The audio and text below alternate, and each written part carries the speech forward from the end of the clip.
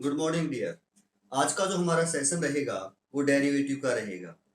जो पिछला पार्ट था उसमें हमने सीखा है derivative of inverse trigonometric function के हम कैसे किस प्रकार उनका डेरिवेटिव करते हैं। आज हम जानना चाहेंगे, समझेंगे कौन से फंक्शन के बारे में, exponential function and logarithm function कि उनका डेरिवेटिव किस प्रकार करते हैं। उनके डेरिवेटिव से पहले हमें उन फंक्शंस को जानना जरूरी है। अभी तक हमने सीखा तो है बट डीपली नहीं सीखा है, तो आज हम एक्सपोनेंशियल फंक्शन और लॉगरिथम फंक्शन के बारे में सीखेंगे और फिर उसके डेरिवेटिव पर आएंगे।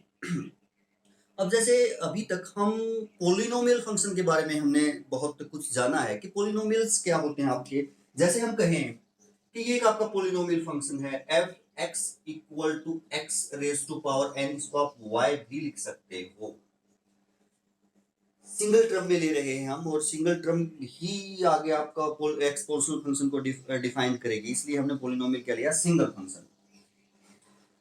और ये भी हम कहेंगे कि x ग्रेटर देन 1, क्योंकि एक्सपोनेंशियल फंक्शन इससे हम डिफाइन करेंगे और एक्सपोनेंशियल फंक्शन आपका डिफाइंड होता है x, जो आपकी वैल्यू है बेस जो हम लेंगे वो 1 के से बड़े के लिए। तो देखते हैं अब यदि हम यहाँ इसका ग्राफ ड्रॉ करना चाहें तो ये फंक्शन किस किस प्रकार से हो सकता है। देखो y के मान ऐसे हो सकते हैं, आप n की पावर 1 लिखे तो ये function y equal to x हो सकता है। आप x की पावर n की वैल्यू यानी कि जो कांस्टेंट टर्म है वो 2 लें n का मान, तो x स्क्वायर हो सकता है, x क्यूब हो सकता है, x की पावर 4 हो सकता है एंड सिमिलरली सो ऑन। इस प्रकार जो है यदि हम कांस्टेंट टर्म की पावर लें तो इस प्रकार आपका फंक्शन चल सकता है, आगे बढ़ सकता है। यदि अब हम इनके ग्राफ के बारे में यदि हम सोचें, यदि जो फर्स्ट है आपका y इक्वल टू एक्स, इसका ग्राफ यदि हम ड्रॉ करें तो यहाँ जैसा x रखोगे वैसा ही y आएगा, जैसा यदि हम x रखेंगे वैसा ही क्या आएगा y, यानी सेम रेट रहेगा बढ़ने का। x जैसे बढ़ेगा वैसे ही y बढ़ेगा, तो जैसे 1 यहाँ 1 यहाँ यहाँ आ जाएगा, यहाँ आ जाएगा, यहाँ आ जाएगा, सेम रहेंगी वैल्यू x और y की। ये आप कह सकते हैं y इक्वल टू एक्स का ग्राफ हो जाएगा। यदि आप y equal to x square का ग्राफ ड्रॉ करें तो आपको पता है ग्राफ ड्रॉ क्यों कर रहे हैं ये आगे हम बताएंगे, एक बार कर रहे हैं, देख रहे हैं। एक्स स्क्वायर, यदि हम एक्स स्क्वायर का ग्राफ ड्रॉ करें, एक बात यदि हम ध्यान दें तो 0 0 इन सभी ग्राफ्स पे, यानी y equal to x, y equal to x square, y equal to x cube, y equal to x 4, 0 0 सभी पे आएगा, 0 0 क्या आएगा, सभी पे आएगा। और इसका ग्राफ ऐसे आएगा, यानी पैराबोलिक होता है, आपको पता है, इस प्रकार चलेगा इसका ग्राफ। यदि ये हमारा हुआ y equal to x square का ग्राफ कह सकते हैं। यदि आप ग्राफ ड्रॉ करें y equal to x cube तो 0 0 तो आएगा ही, ये थोड़ा सा और इसके नजदीक आ जाएगा, ऐसे आएगा। और यदि आप y इक्वल टू एक्स 4 का ग्राफ ड्रॉ करें तो थोड़ा सा इसके और नजदीक आएगा y एक्सिस के। y एक्सिस के और नजदीक आने से मतलब ये है कि देखिए अब आप यहाँ y और x सेम रेट से चेंज हो रहे थे, यहाँ यदि हम x की वैल्यू 1 लेते हैं, यदि हम x की वैल्यू 1 लेते हैं तो y भी 1 होगा, और यदि हम x की वैल्यू 2 लेते हैं तो 4 होगा, यानी एकदम बढ़ेगी, 2 पे आपकी बढ़ जाएगी वैल्यू। इस प्रकार इसका आप ग्राफ ड्रॉ कर सकते हैं। यदि यहाँ आप 0 0 तो होगा ही, और यहाँ यदि आप x1 लेते हैं तो 1 ही रहेगा, बट 2 लेते हैं तो यहाँ 2 लिया था तो y क्या था, 4 था, बट यहाँ 8 हो जाएगा, एकदम ज्यादा बढ़ेगा, यानी जो ग्राफ है वो y एक्सिस के नजदीक आएगा और नजदीक आएगा। और यदि आप और लेंगे तो और ज्यादा बढ़ेगा ये।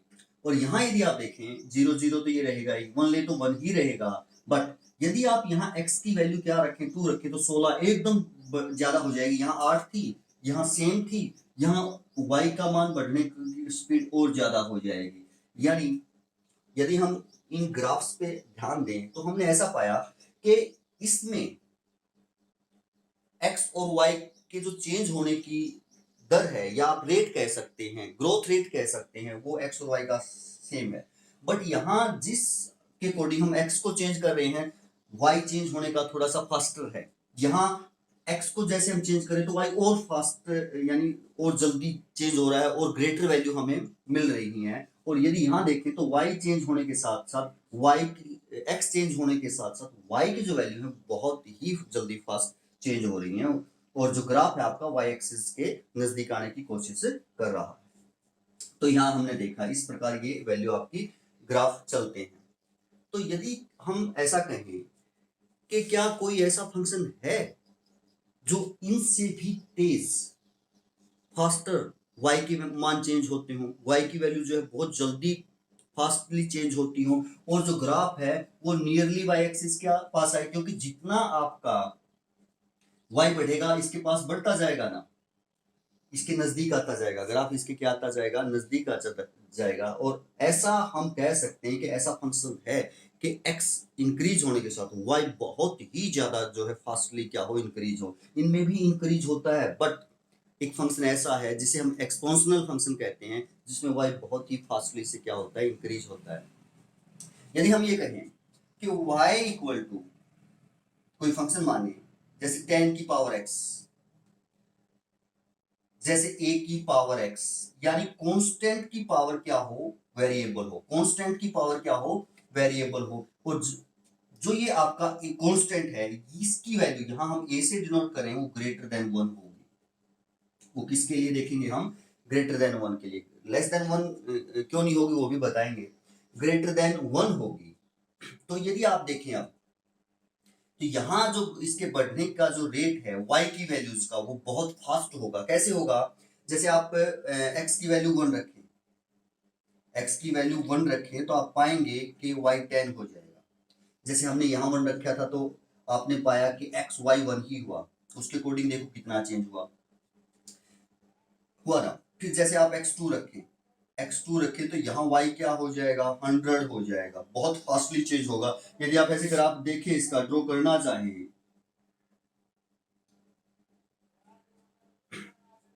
तो देखिए, यदि हम x को 0 रखते हैं, x को यदि हम क्या रखते हैं 0, तो हर कंडीशन में कोई भी आपका एक्सपोनेंशियल फंक्शन हो 1 ही प्राप्त होगा आपको, क्योंकि किसी भी संख्या की पावर यदि आप 0 करते तो 1, तो यहां से शुरू होगा आपका ये ग्राफ x0 y1। फिर यदि आप 1 रखते हैं तो 10, जैसे मान लिया 10 यहां से होगा।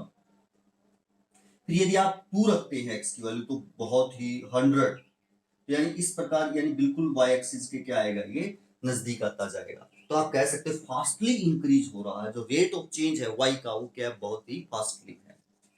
तो ऐसा फंक्शन हम इसको कह सकते हैं, एक्सपोनेंशियल फंक्शन कह सकते हैं कि एक ऐसा फंक्शन जो y एक्सिस के बहुत ही क्या आ जाता है, पास आ जाता है, यानी उसकी बदलने की दर, यदि x को बदले हम तो y की जो बदलने की दर है वो क्या हो, बहुत ही फास्ट हो, तो एक्सपोनेंशियल फंक्शन होगा। अब यदि हम यहां देखें तो a, अगर आप कहें कि a जो है वो लेस देन 1 है, तो यदि आप लेस देन 1 लेंगे, जैसे मान लिया 1/2 ले लिया आपने, और अब आप x की वैल्यू जितनी बढ़ाएंगे ये उतनी ही छोटी क्वांटिटी बनती जाएगी, उतनी ही क्या बनती जाएगी, छोटी क्वांटिटी बनती जाएगी, क्योंकि नीचे जितनी बड़ी स्टेटमेंट होगी, जितनी बड़ी संख्या होगी वो क्वांटिटी उतनी छोटी होगी। तो आप कह सकते हैं कि उनके लिए नहीं है, ये केवल किसके लिए है, यदि बेस आपका ग्रेटर देन 1 है, बेस आपका क्या है, ग्रेटर देन 1। तो एक्सपोनेंशियल फंक्शन के लिए होना चाहिए कि आपका जो बेस है वो ग्रेटर देन 1 होना चाहिए। यदि अब हम यहां देखें तो कोई भी एक्सपोनेंशियल फंक्शन है वो 1 और 0 से तो पास करेगा ही करेगा, चाहे आप 10 की पावर x है, चाहे a की पावर x है, चाहे आप जैसे 2 की पावर x ले लें, चाहे आप 5 की पावर x ले लें, यदि x 0 रखेंगे तो y का मान 1 ही आएगा। यानी हर एक एक्सपोनेंशियल फंक्शन आप कह सकते हैं कि इस पॉइंट से तो पास करेगा ही करेगा, ऐसा होगा, हम ऐसा कह सकते हैं। तो ये एक्सपोनेंशियल फंक्शन आपके कौन से होंगे कि जिसका बेस कांस्टेंट हो और पावर वेरिएबल, बेस कांस्टेंट हो, पावर वेरिएबल और बेस ग्रेटर देन 1 हो। तो हमने देखा है कि आपका ये फंक्शन भी y इक्वल टू e की पावर x भी आपका एक्सपोनेंशियल फंक्शन है। ये फंक्शन भी हमारा क्या है, एक्सपोनेंशियल फंक्शन है। क्यों, क्योंकि हमें पता है e क्या है, कांस्टेंट है, e जो है वो आपकी कैसी संख्या, कांस्टेंट, और हमें पता है e लाई कहां करता है, लेस देन 3 और ग्रेटर देन 2, और e की जो अप्रोक्सीमेट वैल्यू होती है वो 2.17 के समथिंग होती है। e की जो आपकी क्या कहें, अप्रोक्सीमेट वैल्यू क्या होती है, 2.17 7 1 की समथिंग होती है। तो ये भी आपका हम क्या कह सकते हैं कि हमारा एक्सपोनेंशियल फंक्शन है। और इसको कौन सा फंक्शन, बाकी तो आपके एक्सपोनेंशियल है, इसको नेचुरल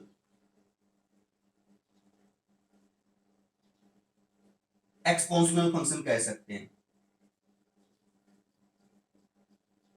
ये कौन सा होगा आपका, नेचुरल एक्सपोनेंशियल फंक्शन होगा अगर बेस आपका क्या है, ई है।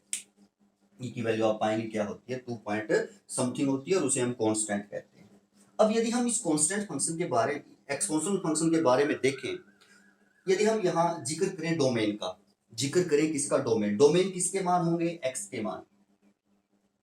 कैसे हो सकते हैं, एक्स के मान यहाँ कुछ भी रख लो आप, चाहे नेगेटिव रख लो चाहे पॉजिटिव रख लो, नेगेटिव और पॉजिटिव कोई भी हो सकते हैं, जीरो भी हो सकता है। तो आप कह सकते हैं एक्स क्या होगा, बिलोंग्स करेगा ऑल रियल नंबर, यानी एक्स की कोई भी रियल नंबर वैल्यू हो सकती है। एक्सपोनेंशियल फंक्शन के डोमेन यदि आप देखें तो कह सकते हैं कि कोई भी क्या होंगे, रियल नंबर होंगे।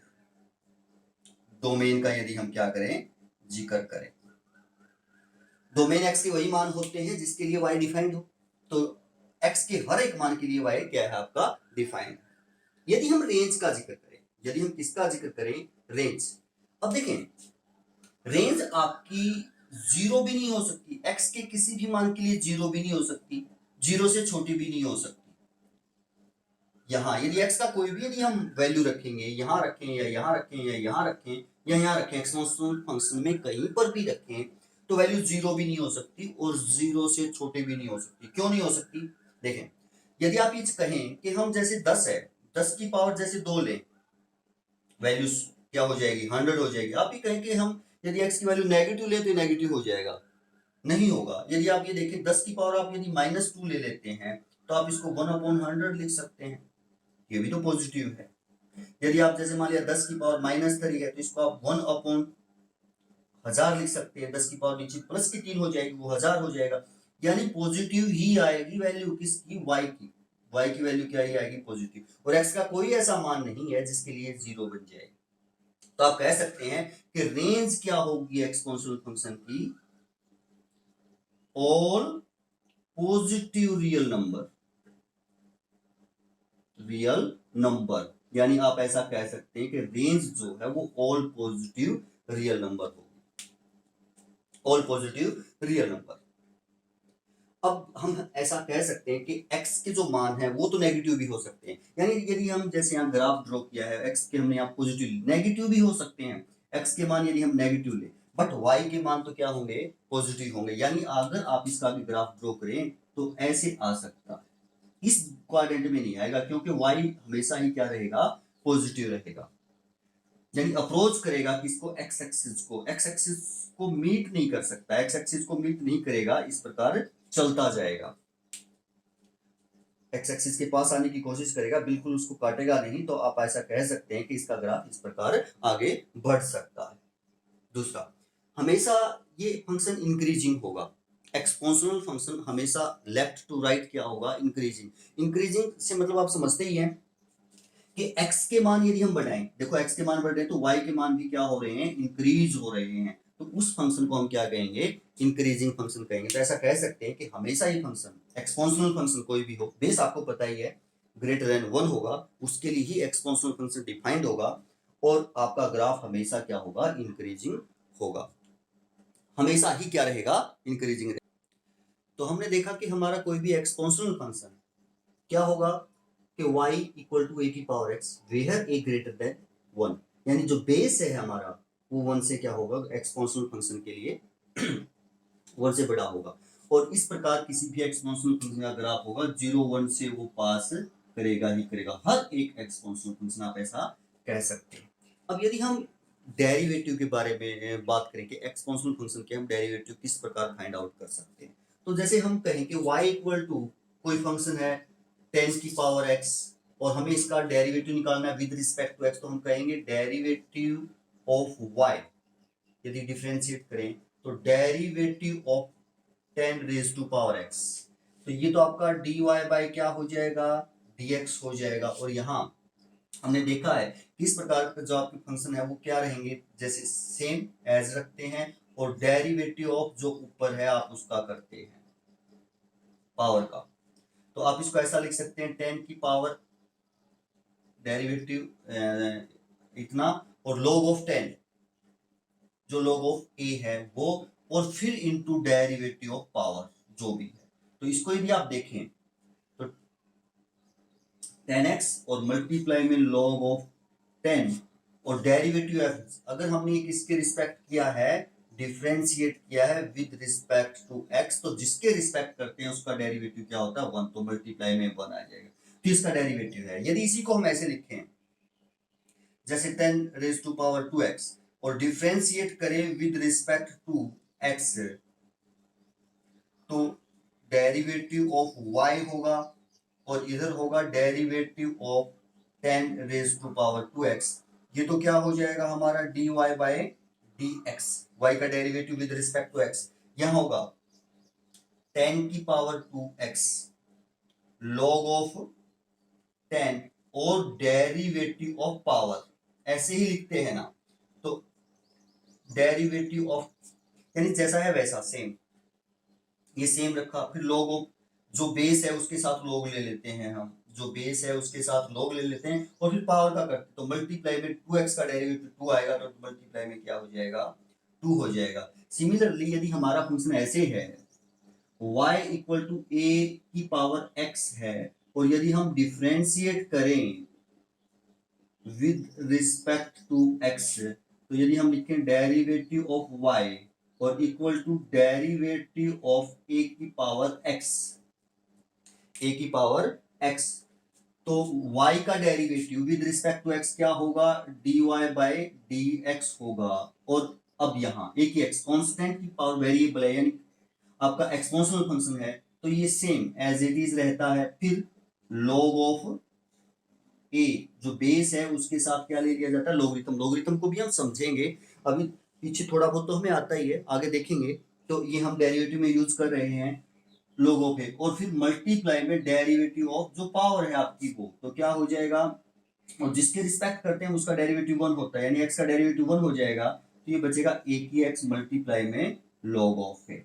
यदि आप कहें कि ऐसा हो, यदि y की पावर a की पावर 5x हो, तो उसका डेरिवेटिव आप डिफरेंशिएट कैसे करेंगे, तो वही डिफरेंशिएट करेंगे विद रिस्पेक्ट टू x, तो ये dy बाय dx हो जाएगा। सेम जैसा एक्सपोनेंशियल फंक्शन जैसा वैसा का वैसा a की पावर 5x फिर log ऑफ a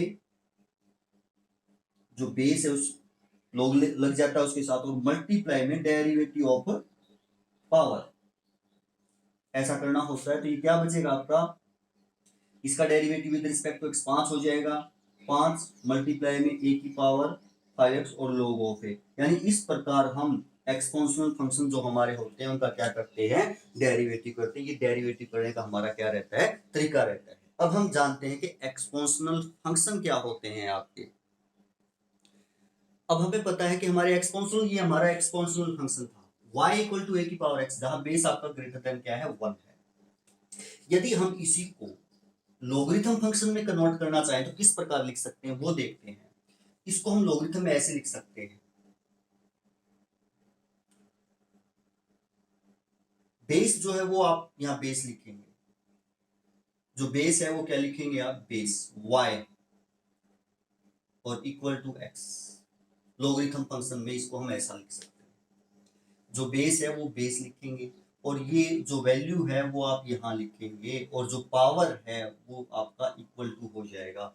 यानी जो आपका एक्सपोनेंशियल फंक्शन है उससे यदि हम उसको लोगरिथम फंक्शन में कन्वर्ट करें तो इस प्रकार हम उसको लिख सकते हैं। यानी लोगरिथम हमें क्या देता है पावर देता है, यानी लोगरिथम किसी बेस की पावर को रिप्रेजेंट करता है। जैसे बेस यहां हमारा क्या है a है, यानी a की पावर xy था, तो बेस है आपका a, ये उसकी पावर है और ये आपकी वैल्यू है, तो log वैल्यू आपका फंक्शन बन जाता है, बेस यहाँ रहता है और जो पावर है वो उसकी वैल्यू बन जाता है। यानी इसको समझें तो हम ऐसा लिख सकते हैं, जैसे हम लिखे 3 की पावर 2 क्या होता है 9 होता है, 3 की पावर 2 क्या होता है 9, तो लोगरिथम में इसको हम ऐसे लिख सकते हैं log of 9 base 3 equal to 2।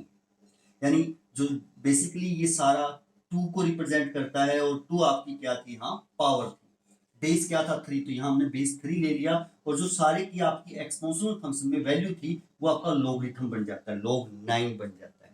यानी इसी को जैसे एक और देखें हम 2 की पावर 3 देखें 8 होता है और इसको यदि हम लॉगरिथम में कन्वर्ट करें तो ऐसा लिख सकते हो आप log ऑफ बेस तो यहाँ रहेगा और 8, ये log ऑफ 8 रहेगा और इक्वल टू 3। यानी बेस किसी संख्या का 2 है, पावर उसकी 3 है तो वो 8 बनेगा। इस प्रकार आप उसको लिख सकते हैं। इस प्रकार आपका एक्सपोनेंशियल फंक्शन में रखा हुआ है तो आप लॉगरिथम में उसको इस प्रकार कन्वर्ट कर सकते हैं। ये हमारा कोई भी क्या होगा, लॉगरिथम होगा। अब यदि हम देखें क्या ये जो फंक्शन है, क्या जो x की वैल्यू है और जो y की वैल्यू है वो किस प्रकार की हो सकती है। अब ये जो y है यहां देखिए इसके अंदर क्या ये नेगेटिव हो सकता है, यहां क्या y की वैल्यू x के किसी भी मान के लिए, कोई भी रियल नंबर के लिए y की वैल्यू क्या नेगेटिव हो सकती है, नहीं हो सकती। जीरो हो सकती है, नहीं हो सकती। तो यानी y यहां y आप पाएंगे ग्रेटर देन जीरो होगा, y क्या होगा, ग्रेटर देन जीरो। और y यहां किसको रिप्रेजेंट करता है, देखो सारे फंक्शन, ये सारा आपका फंक्शन इसकी वैल्यू है, x आपके फंक्शन की वैल्यू को रिप्रेजेंट करता है, y डोमेन को रिप्रेजेंट करता है। यानी x इस फंक्शन के लिए, इस फंक्शन के लिए यहाँ x रेंज है, y क्या है, डोमेन है। तो आपके डोमेन ग्रेटर देन जीरो होंगे। तो आप कह सकते हैं कि अगर ऐसा आपका फंक्शन लिखा हुआ है तो आपके डोमेन लॉगरिथम फंक्शन के क्या होंगे, ऑल पॉजिटिव रियल नंबर होंगे, ऑल पॉजिटिव रियल नंबर।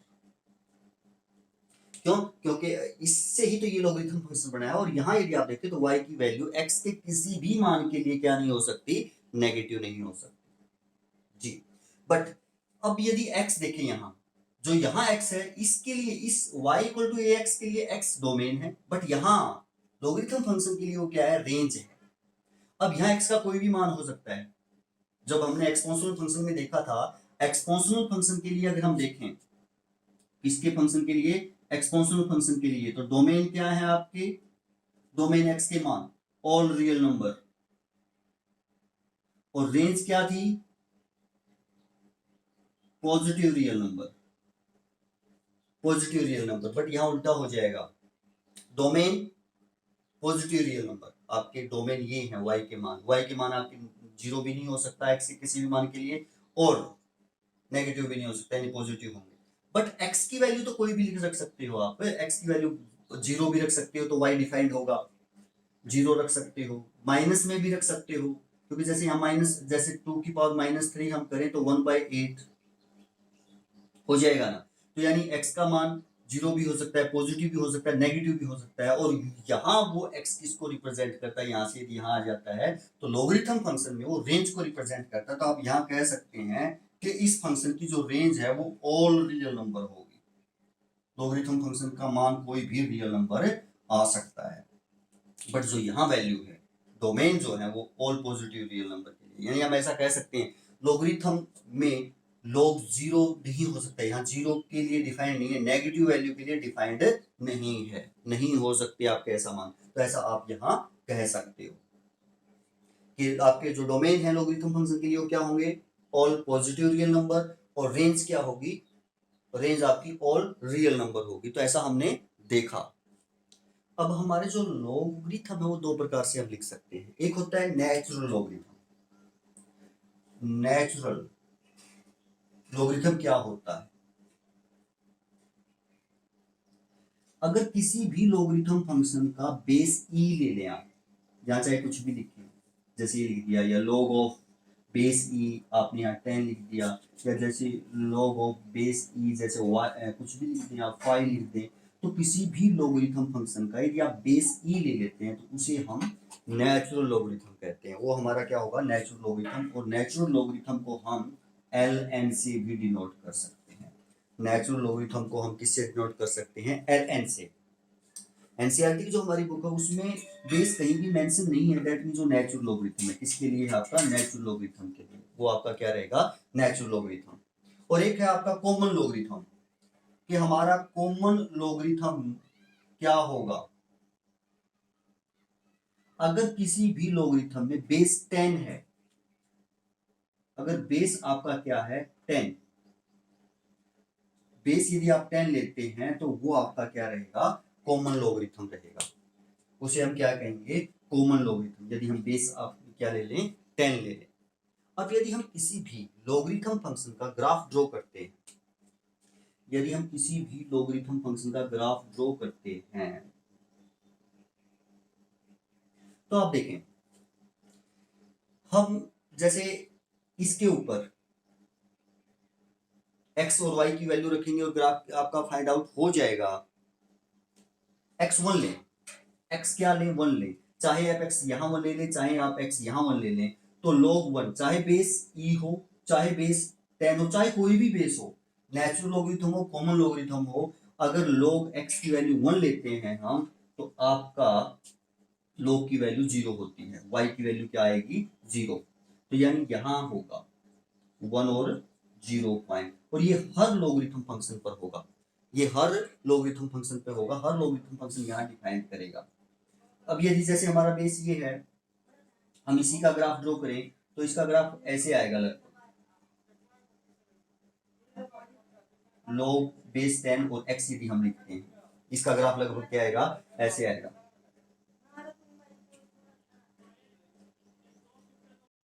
आप इसको ऐसा समझ सकते हैं कि जैसे कोई भी आपका लॉगरिथम है आपका, आप बेस को जितना छोटा करते जाएंगे, बेस को जितना छोटा करते जाएंगे, आपका फंक्शन उतना ही बड़ा होता जाएगा, यानी y का मान उतना ही क्या होता जाएगा, बड़ा होता जाएगा। ऐसे इसको ऐसा हम समझ सकते हैं, जैसे आप 64 है, 64 को आप क्या लिख सकते हैं, 2 की पावर 6 लिख सकते हैं, और 64 को ही आप 4 की पावर 3 लिख सकते हैं, 64 को ही हम 4 की पावर क्या लिख सकते हैं, 3। यदि इसको हम लॉगरिथम के रूप में लिखें इसको, तो ऐसा लिख सकते हैं, log बेस 2 और 64, बेस 2 और 64 और इक्वल टू 6, ऐसा। और यदि इसको हम लॉगरिथम के रूप में लिखें, तो ऐसा लिख सकते हैं, log ऑफ 4 बेस 4, 64 ही यहां रहेगा और आपका 3 हो जाएगा। यानी देखा आपने, यहां बेस कितना है, 2 है, यहां बेस कितना है, 4 है। यानी जितना हम बेस को छोटा करेंगे, वैल्यू आपकी फंक्शन की सेम रहेगी। देखो जैसे यहाँ 64 था, यहाँ भी 64, ये 64 ही को हम चला रहे हैं, तो यहाँ जो पावर है 6 हो गई, यानी बेस 2 है तो पावर उसी की 6 हो गई। यदि बेस 4 है तो पावर 3 हो गई, यानी बेस 4 है तो पावर 3, और यदि हमने बेस को छोटा कर दिया तो पावर क्या हो गई, 6। और जो पावर होती है वही तो हमारे लॉगरिथम फंक्शन की वैल्यू होती है, यानी y का मान होता है। तो यदि हम बेस को छोटा कर दें, यहाँ बेस 10 है तो y का मान ये होगा, बेस को छोटा कर दे तो y का मान बढ़ेगा। देखो जैसे हमने यहाँ 4 किया तो y का मान 3 हुआ, और यदि हमने बेस को 2 किया तो y का मान 6 हो गया, सेम वैल्यू के लिए, 64 के लिए ही।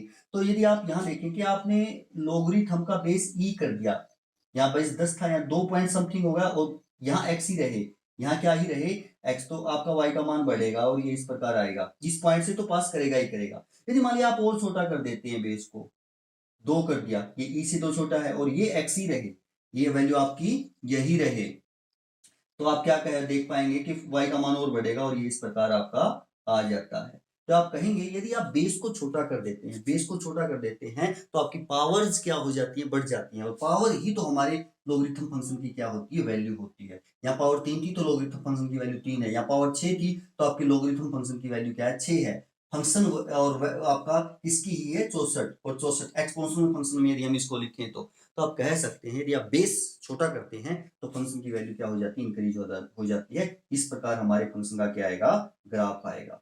तो ऐसा हम देख सकते हैं, लॉगरिथम y का मान उतना ही क्या होता जाएगा, आपका बड़ा होता जाएगा। और यदि यहाँ देखें कि 0 और 1 के बीच में यदि x जितना 0 को अप्रोच करेगा, x जितना 0 को क्या करेगा, अप्रोच करेगा, ये आपका y एक्सिस के पास जाता जाएगा, यानी इंफिनिटी के पास जाता जाएगा, टच नहीं करेगा इसे, इसके उसको इसके पास जाता जाएगा, यानी x जितना 0 के पास आएगा ये बिल्कुल यहाँ से जाता जाएगा और इंफिनिटी को खोज करेगा। तो इसलिए हम कह सकते हैं कि log 0 जो है वो क्या होगा, इंफिनिटी को अप्रोच करता है। log 0 की वैल्यू क्या होगी, इंफिनिटी।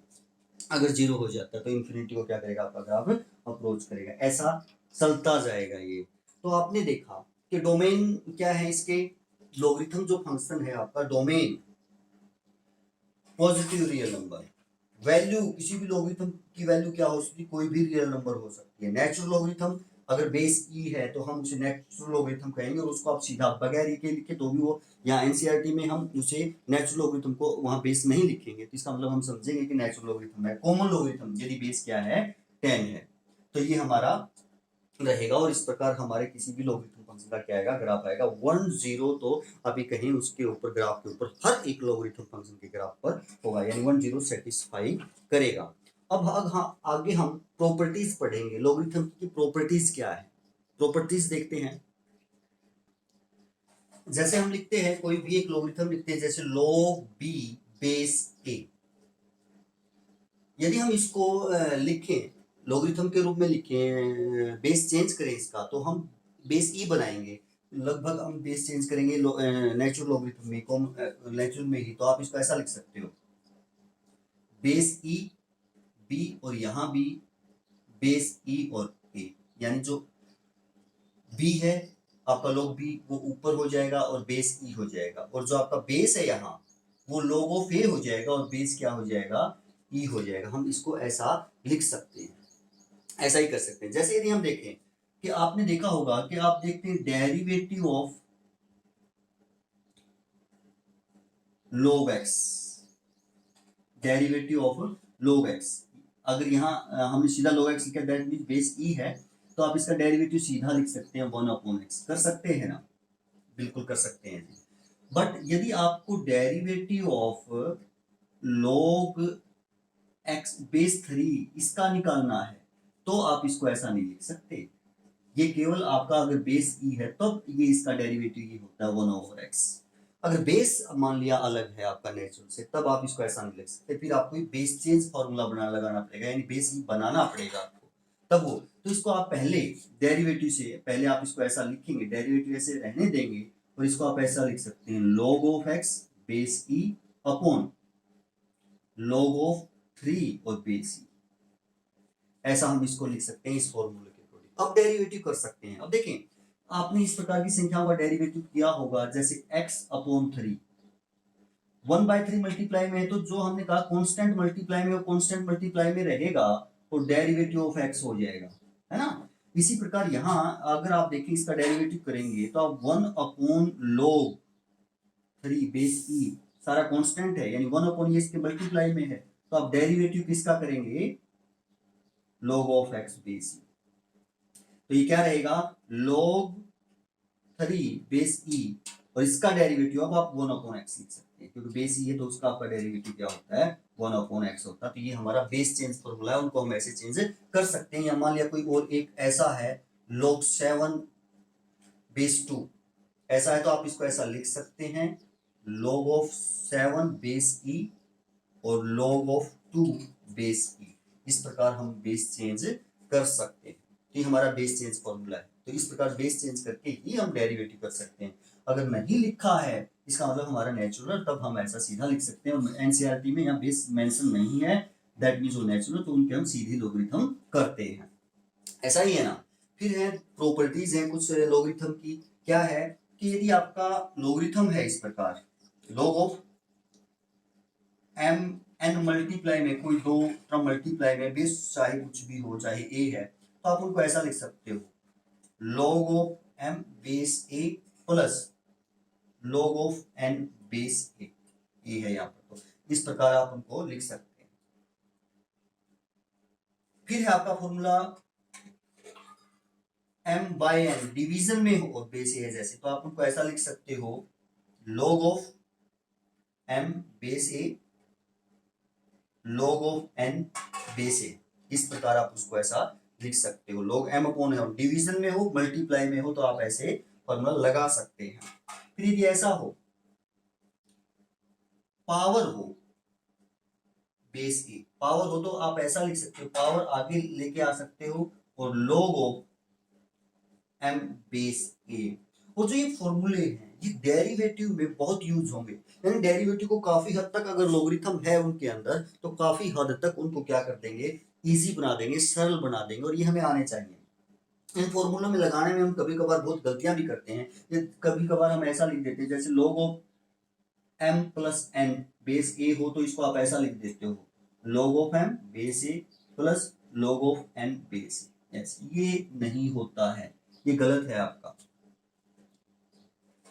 मल्टीप्लाई कर देते हो जो कि नहीं होगी। अगर ऐसा लिखा है तो वो इसके इक्वल होगा, log m n base a, ये वाला रिजल्ट इसके इक्वल होगा। यानी ऐसा है तो उसको आप ऐसा लिख सकते हो, ऐसा है तो उसको आप ऐसा नहीं लिख सकते हो, ये आपका क्या होगा, रॉन्ग होगा। इस प्रकार हम उसको नहीं लिख सकते। और कभी कभार हम लगाते हैं बट हमें नहीं लगाना चाहिए, वो हमारे क्वेश्चन को क्या कर देगा, गलत कर देगा। लॉगरिथम का फॉर्मूला होता भी नहीं है। तो ये कुछ लॉगरिथम यहाँ थे, हमारे लॉगरिथम के फॉर्मूले थे, कुछ हमारे एक्सपोनेंशियल फंक्शन थे जो हमने सीखा कि किस प्रकार होते हैं, कैसे होते हैं। और आपको ये ध्यान से समझ करके, यानी किसी भी बेसिक अगर हम सही से करते, किसी भी टॉपिक का बेसिक या कंसेप्ट हम सही से करते हैं तो फिर क्वेश्चंस करने में हमें कोई भी दिक्कत नहीं आती। तो आप लोगों से आशा यही रहेगी कि आप कंसेप्ट को ध्यान से समझेंगे, सीखेंगे और फिर क्वेश्चंस आसानी से आप कर पाएंगे। तो थैंक यू, धन्यवाद फॉर वॉचिंग। करते रहिए और आगे बढ़ते रहिए। Thank you.